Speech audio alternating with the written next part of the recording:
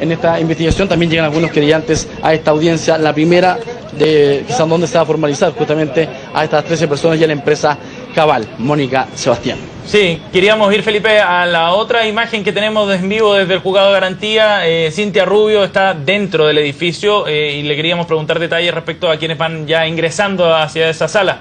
Cintia. Sí, efectivamente, Sebastián, se han producido varios ingresos, así como lo contaba Felipe, no solamente de Natalia Compañón, que era la última de las imputadas que veíamos ingresar, que obviamente lo hizo en completo silencio, como ha sido la tónica de cada una de las veces en que ha llegado hasta acá de Rancagua, no solo como esta vez que se hace presente en el juzgado de garantía, sino que las veces anteriores que ha venido a la Fiscalía a declarar también ha sido en completo silencio.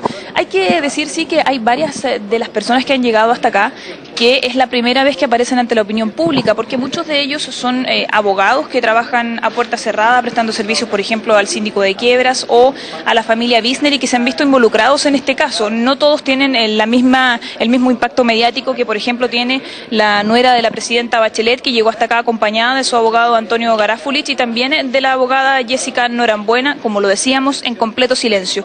¿Quiénes son las otras personas que han llegado? Una de ellas, como lo decía Felipe, es Mariclara González. Ella llegó acompañada de su abogado Leonardo Bataglia.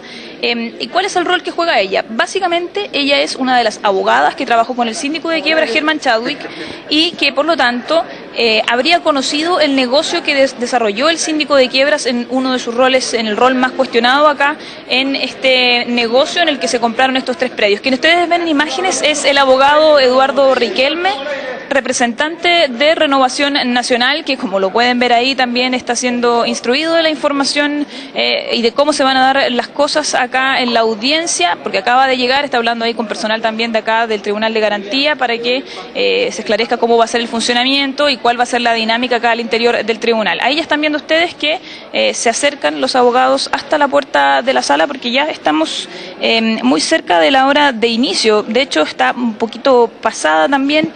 Ya son pasadas las 8:30 de la mañana y se apronta entonces ya cómo se va a desarrollar la audiencia. Ustedes ven ahí entonces a los abogados, como les iba contando. Mariclara González ya llegó, ella es quien trabajaba con el síndico de quiebras y que también tuvo un rol bastante importante en esto que se discutió en el Tribunal Constitucional durante los últimos días, particularmente el día miércoles. ¿Por qué? A ella el único delito que se le va a imputar es justamente haber participado como encubridora del delito de ventaja indebida en la ley de quiebras. Entonces, para ella era fundamental lo que pasara al interior del Tribunal Constitucional respecto de si finalmente se aplicaba o no esto que Mónica decía es un delito que para la defensa de Germán Chadwick estaba según ellos ya obsoleto, que formaba parte de la antigua ley de quiebras, pero que sin embargo, según ha explicado la Fiscalía, tiene un paralelo en la ley actual, en la ley transitoria, y que por lo tanto no habría ningún inconveniente con la aplicación de este. Por lo menos el Tribunal Constitucional determinó que el proceso podía seguir sin suspensión y por lo tanto este delito va a ser aplicado, y hoy día entonces personas como Mariclara González van a participar de esta formalización solo para que se les impute el delito de encubridora, en este caso del delito de ventajas indebidas. Además, como lo decía Felipe, ha llegado Andrés Orchard Vergara. Él estaba acompañado del abogado Francisco Cox. ¿Cuál es el rol que jugó en esto? Acá Andrés Orchard tiene un rol bastante interesante. Él forma parte del equipo jurídico de la familia Chadwick, sin embargo, él no es abogado y ha participado en varias de las quiebras, asesorando de alguna forma al síndico de quiebras, Germán Chadwick. La primera vez que aparece Andrés Orchard dentro de este caso es cuando es informado a través de una de las declaraciones, puntualmente de la del contador de la familia Wisner, que eran los dueños iniciales de los terrenos, Jorge Lufín. Él asegura que en este caso Andrés Orchard que habría recibido pagos provenientes de las platas que habría recibido a su vez el síndico de quiebra Germán Chadwick. Uno por varios pagos, uno por 183 millones de pesos y un segundo por 96 millones de pesos. Estos depositados, como decía Felipe, a través de un tercero, que en este caso es Vicuña y Compañía. Esta empresa es la que pertenece a la esposa de Andrés Orchard, y ahí entonces se dice que habría configurado el delito, es decir, se habría pagado a través de un tercero y por lo tanto Andrés Orchard será imputado y será formalizado por el delito como cómplice de las ventajas indebidas obtenidas por el síndico. Contra él también va a presentar cargos el Consejo de Defensa del Estado y también en esta misma categoría como cómplice del delito especial del síndico. Como ustedes pueden ver en las imágenes en vivo, ya los abogados hacen las últimas consultas de cara a cómo va a funcionar esto y ya se ordenan también previo a esta audiencia que, como lo decíamos, son las primeras formalizaciones del caso Cabal, que más allá de lo que pase en el pleno tribunal también tienen un alcance político, también tienen un tinto político dado justamente por la presencia de la nuera de la presidenta. Ayer nomás el diputado Edwards hacía este llamado a que se aplicaran las mismas cautelares, al menos se pidieran las mismas cautelares que se solicitaron en el caso Penta, y a propósito de eso salía el fiscal nacional subrogante, el fiscal Montes, a dar explicaciones y a decir que no hay cálculos para esto, no hay una fórmula exacta, sino que lo que se debe hacer es analizar el caso a caso, y que eso es lo que él está seguro va a suceder hoy día en el juzgado de garantía. Se han hablado de las medidas cautelares más gravosas, como en el caso del abogado Mario Sumelso, que ha dicho que va a pedir la prisión preventiva para Natalia Compañón, además de otros de los imputados, como por ejemplo Mauricio Valero. Sin embargo, aparentemente hasta aquí no todos los querellantes coinciden en ese mismo planteamiento, porque dicen que efectivamente Natalia Compañón solamente participó de los delitos tributarios y le corresponden algunas responsabilidades legales en cuanto a los sobornos que se habrían realizado a partir de las empresas de Cabal, pero ni siquiera, dicen algunos de los querellantes, la reiteración de los delitos podría permitir que se llegara a una medida cautelar gravosa como la prisión preventiva. Seba, Mónica.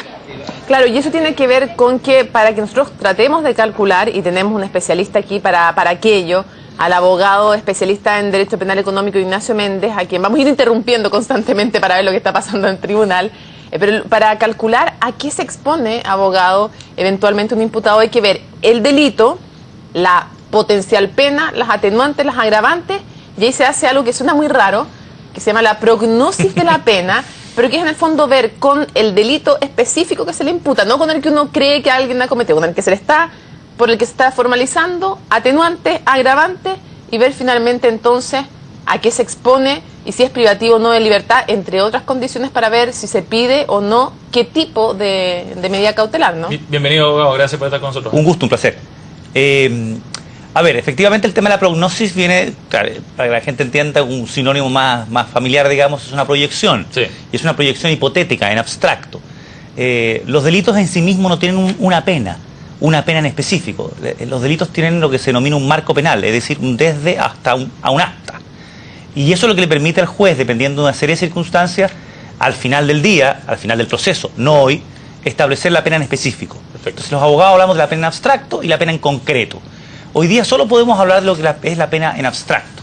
Y ahí tenemos a delitos que tienen un amplio rango de marco penal y otros que tienen un rango mucho menor. Ajá.